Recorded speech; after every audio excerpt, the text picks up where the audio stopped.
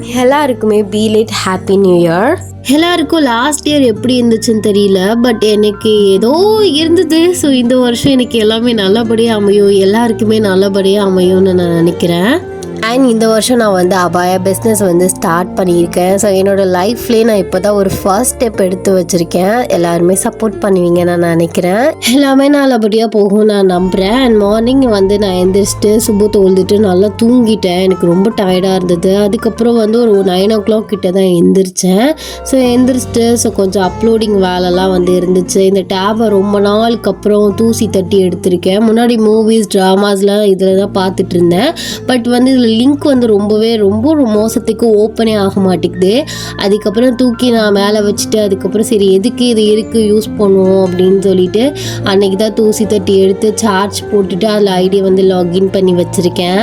New year செலப்ரேஷன்லாம் வந்து எதுவுமே கிடையாது. ஸோ நியூ இயர் பிறந்திருக்கு, புது வருஷம் பிறந்திருக்கு அப்படின்னு சொல்லிட்டு வீட்டில் மட்டன் மட்டும் எடுத்து மதியானம் சமைச்சிருந்தாங்க. அப்புறம் ஆஸ் யூஷுவல் எப்போதும் மாதிரி எப்படி சாப்பிடுவோமா அதே தான்.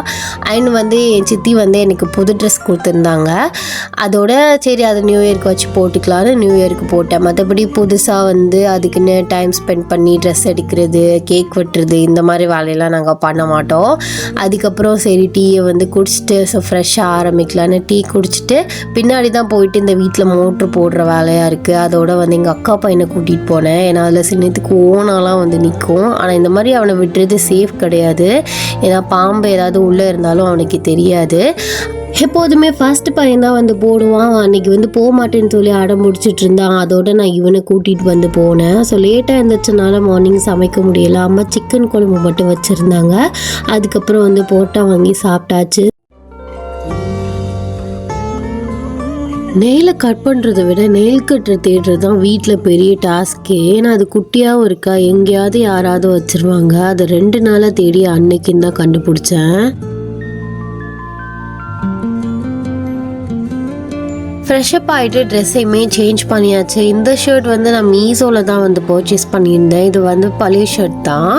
அப்புறம் வந்து எனக்கு கம்மல் வந்து முடிஞ்சிருச்சு, கோல்டு கம்மல். கோல்டு விலை விற்கிற விலையில் இப்போ அந்த கம்மலை மாற்றுற மாதிரி வந்து இல்லை. ஸோ அதனால் இது தான் நான் ரெகுலராக வந்து போடுவேன். ஆனால் லைட் வெயிட்டாக வந்து இருக்கும். சரி இந்த ட்ரெஸ்ஸுக்கு மேட்சிங்காக வந்து இந்த இயரிங் போகலான்னு வந்து செலக்ட் பண்ணி வச்சுருந்தேன்.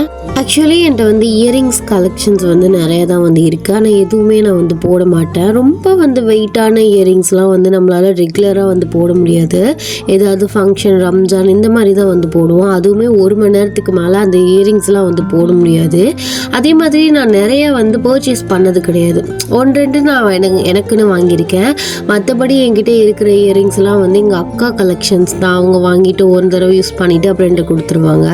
அப்புறம் இந்த ரிங் வந்து போட்டு பார்த்தேன். ஆனால் ஒரு மாதிரி செட் ஆகாத மாதிரி இருந்துச்சு. செட் ஆகிருக்கும். அந்த கோல்டு ரிங்கை வந்து கழட்டி இருந்தா இதில் அது பிடிச்சி இழுக்கும் அப்படின்னு வந்து கழட்டிட்டேன். இந்த மாதிரி ரிங்ஸில் வந்து ஒரு 3 நாள் வச்சுருக்கேன் அப்படின்னு நினைக்கிறேன். ஆனால் ஒரு இதில் வந்து அழகாக இருக்கும். பட் வந்து அதில் இருக்க ஸ்டோன் வந்து 1-2 வந்து கொட்டிடுச்சு. இதுதான் அந்த ரிங்கு. இதுதான் நான் ஃபர்ஸ்ட் டைம் வந்து பர்ச்சேஸ் பண்ணது. இந்த மாதிரி ரிங், பெரிய ரிங்லேயே வந்து இதுதான் நான் ஃபர்ஸ்ட் டைம் வாங்கினேன். அதுக்கப்புறம் டைம் ஆகிடுச்சுன்னு சொல்லிட்டு தொழுதுட்டேன். எத்தனை பேருக்கு இந்த பெயின் புரியும் தெரியல. கண்ணாடியில் பார்க்கும்போது அழகாக இருப்போம். ஸோ நார்மலாக பர்ஃபெக்டாக இருக்கும். அதே ஃபோனில் வீடியோ எடுத்தோம்னா ரொம்ப அட்டை கேவலமாக வரும். இந்த மாதிரி எனக்கும் நடக்கும். அதுக்கப்புறம் ஸ்கின் கேர்லாம் மறந்துட்டா பண்ணவே மாட்டேன். அதோட இந்த வருஷத்துலேருந்து ஒழுங்காக பண்ணணும் அப்படின்னு சொல்லிட்டு இந்த ஸ்கின் கேரையுமே ஸ்டார்ட் பண்ணிட்டேன். அதுக்கப்புறம் மதியானம் லஞ்சுக்கு வந்து மட்டன் குழம்பும் சிக்கனும் பொரிச்சிருந்தாங்க. எனக்கு மட்டன் வந்து இப்போ என்னதில் பிடிக்க மாட்டுது. ஸோ அதனால நான் அதை சாப்பிட்டாம சிக்கனும் மட்டன் குழம்பு வச்சு சாப்பிட்டேன். அதுக்கப்புறம் இந்த பாயாச ரெசிபி ஒரு அம்மா வந்து கேட்டிருந்தாங்க. பட் என்னால் வந்து காலையில் ஷூட் பண்ண முடியல. ஏன்னா தூங்கிட்டேன். அம்மா மார்னிங்கே வந்து வேலைன்னு செஞ்சுட்டாங்க. ஸோ நான் அதுக்கப்புறம் பண்ணால் கண்டிப்பாக ஷூட் பண்ணி வந்து போடுறேன். ஆக்சுவலி எனக்கு வந்து கோல்டு பிடிச்சிருச்சு. அதனால தான் என் வாய்ஸ் ரொம்ப கேவலமாக இருக்கும். கொஞ்சம் வந்து அட்ஜஸ்ட் பண்ணிக்கோங்க. ஈவினிங் வியூ பார்த்திங்கன்னா சூப்பராக இருந்துச்சு. மழை பெய்கிற மாதிரி இருந்தது. அதுக்கப்புறம் நமக்கு வந்து எப்போதும் இருக்க வேலை தான். வருஷம் போனாலும் இந்த மதியானம் பாத்திரம் கழுவி டீ போடுறது மட்டும் கண்டிப்பாக போகாது. மழையுமே வந்து பெஞ்சது. ஸோ லைவ் வந்து போயிருந்தேன் ஆகஸ்ட் டீல. லைவ் முடிச்சுட்டு பாத்திரத்தை கழுவிட்டு டீயுமே வந்து போட்டாச்சு. இந்த நியூ இயர் வந்து உங்களுக்கு எப்படி போணுச்சு? ஸோ நீங்கள் செலிப்ரேட் பண்ணீங்களா அப்படின்னு சொல்லிட்டு மறக்காமல் கமெண்ட்ஸில் சொல்லுங்கள். ரொம்ப நாள் கழிச்சு தான் இந்த வீடியோ ஒரு நியூ இயர் முடிஞ்சு. ஸோ ஒரு 6ஆம் தேதி 7ஆம் தேதி கிட்ட ஆக்சுவலி நான் இப்போ தான் ரெக்கார்டே வந்து பண்ணுறேன். சுத்தமாக மறந்துட்டேன் நம்ம vlog எடுத்தோமே அப்படிங்கிற ஒரு ஞாபகமே எனக்கு இல்லை. அதுக்கப்புறம் டீயை வந்து குடிச்சிட்டு ஸோ இதோட இந்த vlogகையுமே நான் முடிச்சுக்கிறேன். ஸோ நெக்ஸ்ட் ஒரு லாங் vlogல பார்க்கலாம். ஸோ அது வரைக்கும் சேஃபாக இருங்க. டாட்டா.